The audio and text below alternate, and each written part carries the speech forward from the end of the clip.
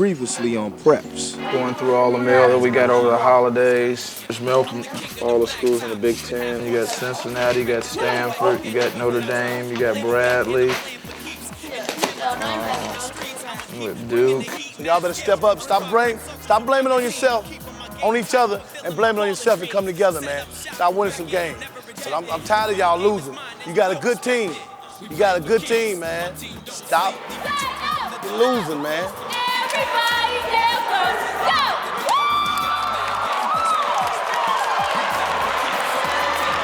Like I said, I don't think a father and son ever played against each other in the high school level.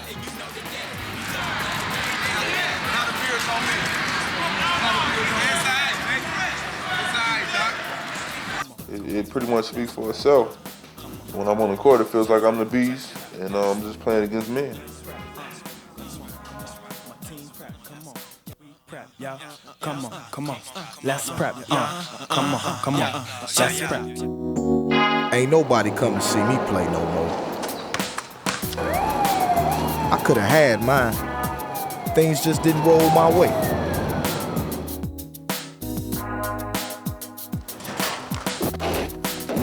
It's alright, ain't no thing.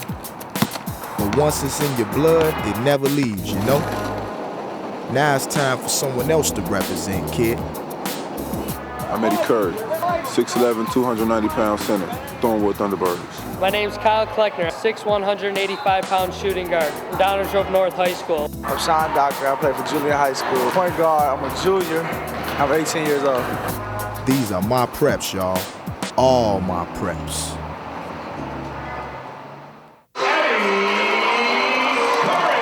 A couple of years ago, they started calling him Baby Shaq. But my man ain't no baby. Say hello to Eddy Curry.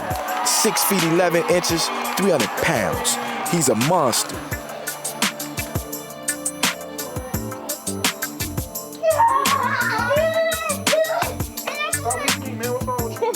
The cameraman told us to do it. Come on, go wrestle with him on the floor. No! Come on, no! Bring him down, my legs hurt. I was taller than everybody, and at the time, all the kids used to tumble and things after school and everything, and it was just something I did basically to fit in. So I taught myself how to do different things and taught my body how to do stuff like that. I mean, I really wasn't interested in football. A lot of kids played Little League football, but I was too big for that. A lot of kids played small fry basketball, and I was too big for that. So I was really limited to what I could do. And it was either basketball or being a gymnast or baseball, but I didn't like any of that stuff. So I just started flipping with my friends. Eddy starts center for the Thornwood Thunderbirds. He's only 18 and could be a top pick in the lottery next year. Minimum salary of $3 million. Got this one like sophomore year, The Truth. And I took that off of, I think it was A Few Good Men. I mean, I took it off from when he said, you couldn't handle the truth. That's what I try to play like that, like people can't handle me or whatever. I got this sophomore year when I started going with my girlfriend. It says Corey. And I don't know. I just got that when I started going. It's beast. It says Beast Among Men. It's a gargoyle standing on top of a basketball. And it pretty much speaks for itself. When I'm on the court, it feels like I'm the beast, and I'm just playing against men. And one thing about Eddy, you're talking about a guy who's not gregarious, but very astute in ways that most people don't understand. You know, I mean, he doesn't come out like he's the most distrusting person, but at the same time, it's in one ear and out the other ear when it's people not of that inner circle. And he understands it. He understands that he's a commodity. I would say double the fourth quarter. I would say double the whole fourth quarter. Eddy's boys are Jason Strait and Najib Eccles, two of the top high school ball players in the state. We first actually talked to him about playing on our AAU team when we went, me, Stan, and Jason went to his house. And we thought he was a punk because he was on the floor playing with a choo-choo train. And he was like 6'9", hugged under his mama. You know what I'm saying? He hugged all under his mama talking about he's scared to go with us or something. He didn't want to come play with us. In December in the St. Louis tournament, playing in front of 43 NBA scouts, he didn't perform well. That's because my man was sick. Well, in St. Louis, I played Tyson Chandler, and everything was cool. I mean, he's a nice guy and everything. It just didn't turn out the way I wanted it to turn out, and because I didn't necessarily give people a performance that they were expecting. I mean, they decided to write a lot of negative stuff about me and everything. So, I mean, that's just how it happens. My father always tell me, if you can accept the good, you're gonna have to accept the bad, because it's gonna be all types of criticism. They can be careful, because it's not how they do it. It's not, it's not how they do it. It's how they say it. That's what's that can be terrible. And they look at it. They don't look at it that these are kids.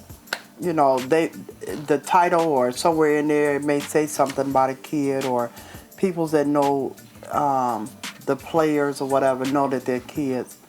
But sometimes you can read some ugly things in there. It's difficult to listen to the disparaging remarks made by reporters, and to know that this is your child who's trying the best he can, and to hear them say things negative and not keeping in mind that this is a child that they're speaking of. It's pretty tough on him too.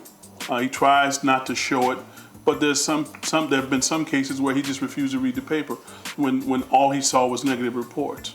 I think to some degree it is good for these young high school athletes to be exposed to the media, to learn how to articulate their feelings and express themselves on camera, because if they go on in college or in the pros, that could translate to endorsements and all kinds of things to help their image. But in some ways I think the media overdoes it with the kind of coverage they saturate these young men with. Eddy's he got the weight of, the last great big man out of Chicago, George Mikan. You know what I'm saying? Eddy Curry's a kid. He's 17, 18 years old. Let him enjoy his childhood. There's nothing wrong with Eddy Curry wanting to go have a cheeseburger and a milkshake, hanging out with his buddies, playing video games. There's nothing wrong with that. We all did that. But then Eddy can't expect to live that lifestyle and then decide he wants in June to be the #1 pick in the draft. It kind of gets to me, like how somebody can try to get a whole town to turn against you. I live in this town, and they trying to make everybody have this perception of me like I'm this and I'm that one day, but then the next day they want to say, oh yeah, he's good and he's this and he's that, so, I mean, I don't know.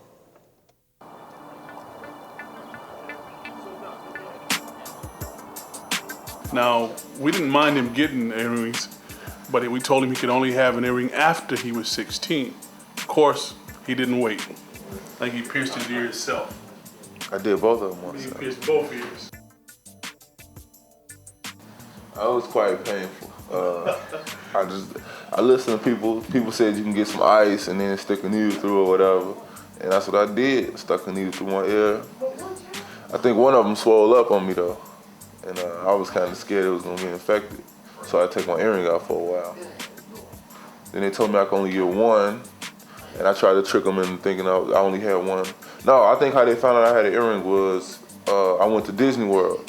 And they drew a picture of me, and I left my earring in. They drew a picture of me with my earring in, and they asked me why was the earring in. I told them I told the people to draw that on there like that.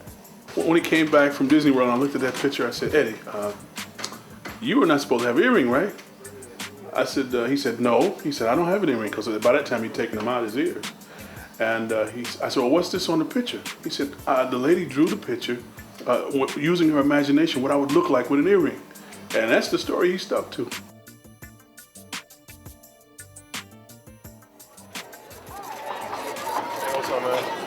No matter where he goes, someone like Eddy always casts a big shadow.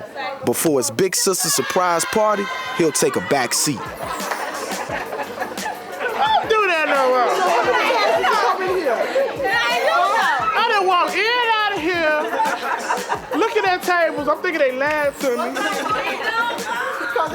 We celebrated my sister's birthday. She just turned 19. It's time for her to get out. You got a lot of nerve. You got a lot of nerve. It's time for you to go, oh, no. Oh. For sure, I told you. Grab some. Gail seems to be like the matriarch, kind of. Her and my sister Paulette, between the two of them, they usually cook all the big meals, and usually we're at one house or the other for the holidays and things like that. And usually all the functions, almost everybody come out, And if they can't be here, it's because they're at work or some other obligation. But usually everybody shows up. Yeah, we are. We're pretty tight. Me and Eddie get along very well sometimes. He can be a pain in the bottom. That's putting it very mildly. Oh, but we get along though, because that's the baby brother. You gotta get along with him. He's a genuine kid, down to earth, not overconfident, just a real guy. And it's hard to find people, with the attention that he gets and the stature and status that he has, to really be down to earth and genuine, and he's kind-hearted, just a good kid. Eddie's girlfriend Corey plays ball for Thornwood's women's team. About like 6. No, we got like about 10 wins, 12 wins. Right. You like half. So y'all done played 20 games. That's horrible compared to last year. Last year at this time, they was undefeated. No, we wasn't. Yes, y'all was. That was cold last year. You right. I know I'm right, Corey. She got a little game on her. Fun. Go sit down somewhere. She can shoot real good. She can dribble real good. When her coach ain't trying to play her, but I don't know. This summer I beat him. He was so mad. Yes, I did. This summer I beat him. We was at the gym playing, and it was like, what we go to, like 24 or something, and he kept on. We kept on fouling each other. So he scored. So I scored, and he said it didn't count because if it would have counted, I would have won. So he gave it to me again, and then I scored, and then I won. He was so mad, and then he called his friend Najib and told him that I won, or it was Jason or Najib, and he told them that I beat him. But I did beat him one time this summer. But after that, we never played. We play horse a lot, but I always beat him at that too. So I can't believe it. Lie about it. Just tell me next time, don't mention it, and I won't say nothing about it. You lying. It's not good to lie, Corey. I don't say nothing else about it. Because you know you won something. I mean, I could say if I beat you all the time, but I don't. It was just one time this song. It was one time this song you a new play. Don't ever play me again. And if I do, oh, but I couldn't dunk in that game, could I? You told me no dunking. I had to shoot all jump shots. we had to make it better. So you couldn't grab me because I kept stealing the ball. I had like 8 steals. And don't say I ain't had that many steals. I had so many steals that Eddie, you just can't dribble around. You too big. Happy birthday to you. Happy birthday, dear Cookie Dough. Happy birthday to you. No, I mean I'm just like any other kid. I really think that this is kind of early to know exactly what I want to do with the rest of my life. I mean, but like for the time being, it's a very good chance that I might go to the NBA and might make a career out of it. So I'm trying to work hard at that because that seems to be the way that I'm heading. But at the same time, I'm keeping my grades up and making sure that I take the right classes and I'm make sure that I get a high school degree and everything. To where if I don't play basketball in the NBA and it's not my career, that I still have something to do. Every time Eddie steps on the court, all eyes on him. He knows it too. Pro scouts, college scouts, sneaker sponsors, summer league coaches.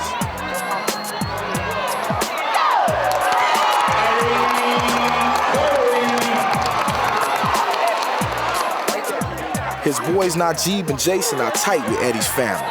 They're people he can trust, people that don't just sweat him because he's a sneaker contract waiting to be signed. For Eddy to look in the stands and know they're there makes a world of difference. He got the baseline all day. He turned the baseline, that's it. Whoa!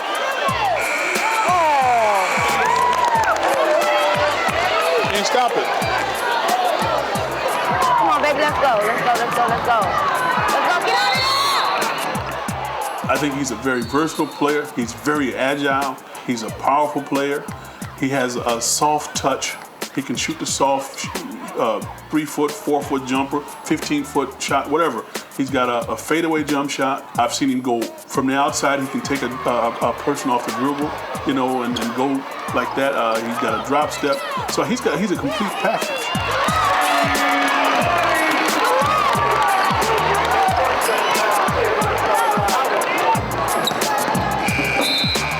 I know he could make it because there's so many things he already encompasses as a player.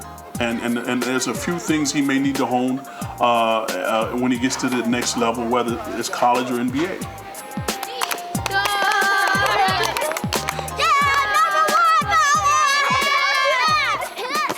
We going to Chili's in Cal City. Follow me.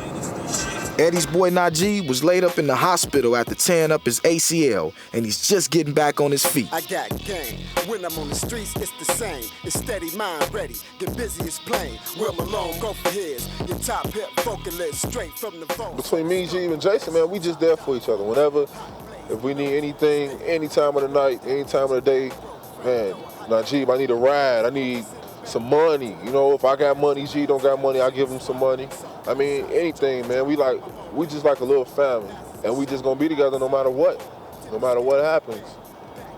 Those are three people who I know for a fact are going through most of the same things that I'm going through, and they know I'm going through stuff that they going through. It's me, Najee, and Jason through the hard way. Now, we don't normally go out. Usually I go home and go to sleep, but G being able to walk and stuff, just like the first time we really had a chance to like be around each other in a while. So, trying to take advantage of it.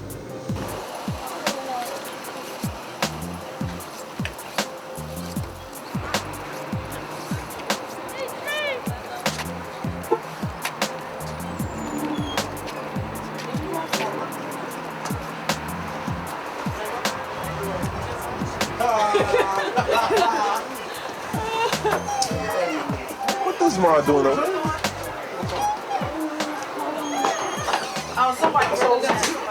Who with? My girl, man. We came in. We gonna go to Hooters. I'm gonna go to Chili's. I'm without him, yo. Even though Eddy is a future NBA star, the boy still has to wait in line for a table. Show the big man some respect, will you? Auntie. Oh, yeah. Like I ain't paying. So where out there, Eddy? Nobody sitting down. It's so crack. They said like 30 minutes. 30 minutes. Look at all of you. 30 minutes. Dang, man, ain't nobody sitting nowhere, man.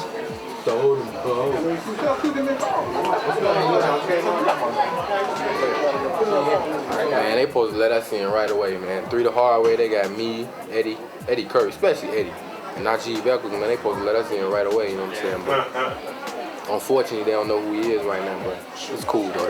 They know. If they don't know now, they'll know in a couple more years, you know what I'm saying? We won't have this problem no more. Say it like you mean. Jay Straight. All right. Jay Straight gave me all my ball handling skills. And Lil Corey. Lil Corey. Say it like you mean, man, because you ain't really saying it like, you know what I'm saying, like you supposed to be saying it. But I'm cool, though. I stole them. I stole all his moves. I stole all of them. They still everyone. The brand new Sham guy that you made. The brand new Sham. Brand new one. She made Sham. Sham guy can't even do it yet, huh? Sham guy don't even know nothing about it. Brand new Sham guy. I ain't did it in about 8 months, but I've been out for a minute. I've been out for a long time.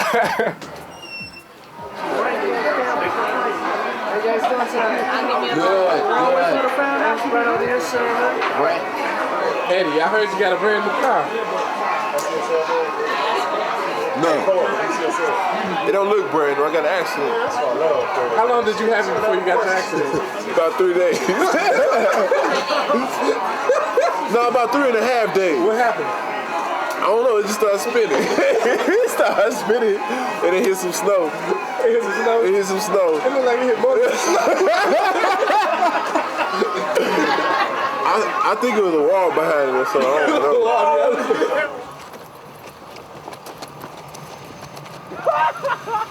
know. When we was all 17, bet none of us treasured these moments, right?